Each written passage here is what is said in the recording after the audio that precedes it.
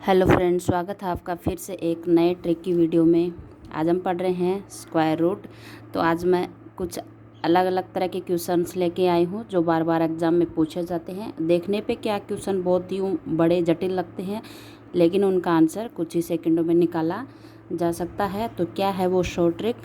तो वीडियो को शुरू करते हैं। शुरू करने से पहले अगर आपने वीडियो को लाइक नहीं किया तो लाइक कर दीजिए, और चैनल पर नए हो तो चैनल को सब्सक्राइब करके बेल आइकन पर क्लिक करके ऑल पे क्लिक कर लीजिए, ताकि मेरे आने वाले नए वीडियो की नोटिफिकेशन आपको कंटिन्यू मिलती रहे। तो वीडियो शुरू करते हैं। पहले क्वेश्चन दे रखा है, जैसे इस तरह का क्वेश्चन है, तो उसको सोल्व करने पे क्या आंसर आएगा। तो इसमें जब दे रखा हो संख्याएं समान हो, जैसे 6 6 6 है और प्लस प्लस प्लस है, समान संख्याएं हो, तो क्या करेंगे, पहले जो संख्या है उसके दो ऐसे गुणनखंड करेंगे। जो संख्या दी गई है उसके दो ऐसे गुणनखंड करेंगे, यानी दो टुकड़ों में तोड़ेंगे। ऐसे टुकड़ों में तोड़ेंगे कि उन टुकड़ों का अंतर कितना हो, 1 हो। तो 6 के गुणनखंड करेंगे में हम, और अंतर 1 हो, तो 6 का गुणनखंड क्या हो जाएगा हमारा, 2 गुणा 3। अब 2 गुणा 3 में 2 और 3 में अंतर, यानी 3 माइनस 2 करते हैं तो अंतर है 1। यानी ये टुकड़े सही है कि इनके अंतर 1 होना चाहिए। 2 गुणा 3 हो गए इसके टुकड़े। अब इसमें प्लस का चिन्ह है, प्लस का चिन्ह है तो जो बड़ा गुणनखंड होगा वही हमारा क्या होगा, आंसर होगा। तो इसका आंसर आएगा हमारे पास 3।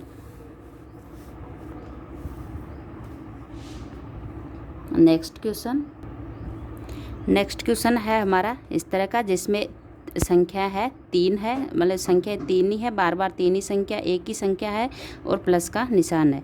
तो हम क्या करेंगे, 3 को ऐसे दो टुकड़ों में तोड़ेंगे कि जिनका गुणनखंड का अंतर कितना हो, 1 हो। तो 3 का ऐसा कोई गुणनखंड नहीं हो रहा। 3 का गुणनखंड नहीं हो रहा तो उससे अगले वाली संख्या लेंगे, 4 लेंगे। अब 4 के भी ऐसे गुणनखंड नहीं हो रहे। 4 के या तो 4 गुणा 1 होता है या 2 गुणा 2। तो 2 गुणा 2 में अंतर क्या होता है, 0 हो जाता है, अंतर 1 नहीं आता। तो इसके भी ऐसे गुणनखंड नहीं हो रहे। फिर अगली संख्या लेंगे, अगली संख्या के भी नहीं हो रहे, तो फिर हम उससे अगली संख्या लेंगे।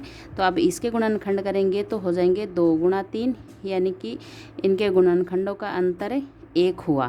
तो अब इसमें प्लस का निशान है, तो बड़ा वाला जो प्लस का निशान है, मतलब यहाँ पे क्या है, आगे जाके गुणनखंड हुआ, 3 पे नहीं हुआ, 3 जो संख्या थी उस पे नहीं हुआ, 4 पे नहीं हुआ, 5 पे नहीं हुआ, 6 हुआ, मतलब आगे की संख्या पे हुआ। जो हमारी संख्या थी उसका गुणनखंड नहीं होके आगे की संख्या पर गुणनखंड हुआ है। तो आंसर होगा जो दोनों गुणनखंड आए 2 और 3, तो इनके बीच का होगा हमारा आंसर। तो आंसर होगा 2 व 3 के बीच में,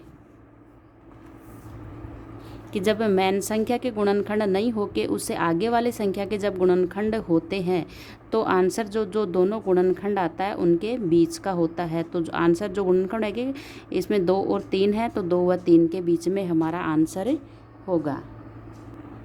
नेक्स्ट क्वेश्चन है हमारा, जिसमें हमारे पास सिंबल है वो माइनस का है, माइनस का चिन्ह है। तो माइनस का चिन्ह होगा तो क्या करेंगे हम, जैसे 3 के गुणनखंड करने थे तो 3 के गुणनखंड नहीं हो रहे, जब माइनस में हो तो हम पीछे चलेंगे। जब हमारे पास संख्या यहाँ पे प्लस में था चिन्ह तो हम आगे चल रहे थे, 3 का गुणनखंड नहीं होने के बाद में आगे चल रहे थे हम।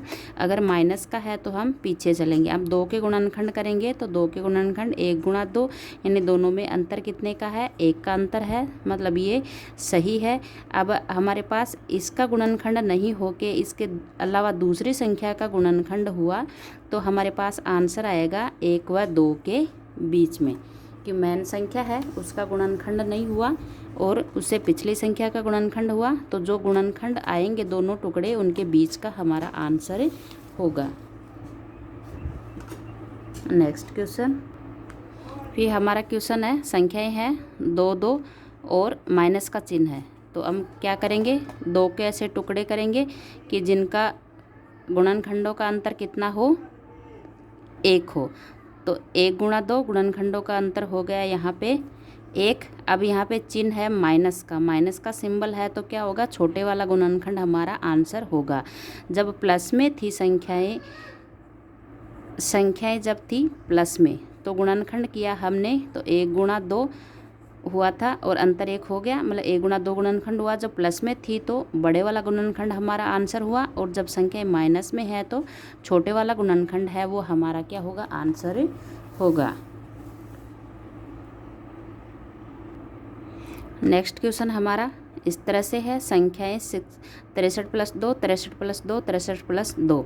तो अब यहाँ पे जो 2 है, 2 क्या इंडिकेट करता है कि 63 के ऐसे 2 टुकड़े करो कि जिनका अंतर क्या हो, डिफरेंस कितना हो, 2 हो। तो ये यहाँ पे जो संख्या होगी वो दिखाएगी डिफरेंस को, और यहाँ पे जो संख्या होगी उसके करने होंगे गुणनखंड, यानी 2 टुकड़ों में उसको तोड़ना होगा। तो ये हो गए 9 सत्ती 63, और इनका डिफरेंस भी हो गया 2, यानी कि इसके टुकड़े बनेंगे 9 और गुणा 7। अब यहाँ पे प्लस का चिन्ह है, प्लस का चिन्ह है तो जो बड़े वाला गुणनखंड होगा वही क्या होगा, हमारा आंसर होगा। तो इस तरह से हम विद इन सेकेंड आंसर निकाल सकते हैं। इसको देखिए कि 2 डिफरेंस होना चाहिए, इसके 2 टुकड़े करने हैं, तो टुकड़े हो गए 9 गुणा 7, यानी 2 का डिफरेंस हो गया, प्लस का चिन्ह तो बड़े वाला हो गया हमारा आंसर।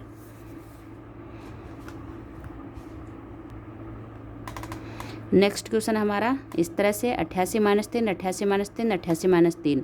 तो 3 क्या इंडिकेट करेगा कि 88 के 88 के 2 ऐसे टुकड़े करने हैं जिनका डिफरेंस कितना हो, 3 हो। तो 3 हो डिफरेंस, तो 11 इंटू 8, तो 11 इंटू 8 करेंगे तो 88 हो गया, 11 माइनस 8 यानी 3 का डिफरेंस हो गया। अब यहाँ पे चिन्ह है माइनस का, माइनस का चिन्ह है तो जो छोटा गुणनखंड है वही क्या होगा, हमारा आंसर होगा। तो इस तरह से हम ट्रिक्स से क्वेश्चन को सोल्व कर सकते हैं।